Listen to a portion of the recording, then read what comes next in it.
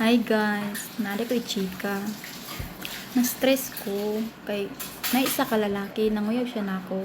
Ako siyang gipangutana kung unsa iyang trabaho. Ana siya, construction daw. Kung ha?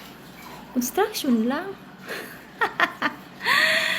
Wa ka naglantaw, wa ka naghuna-huna. Kaning dagwaya ni, padulong rag construction.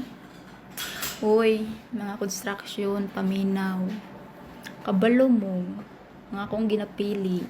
Like kanang pulis, seaman, tapos gwapo, tapos macho, puti, tangkad, natanan. Ang sarap man ang construction pod. Uy, nga ultimo ra.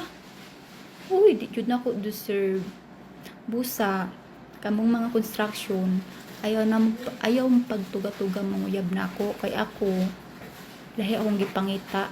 Kanang level,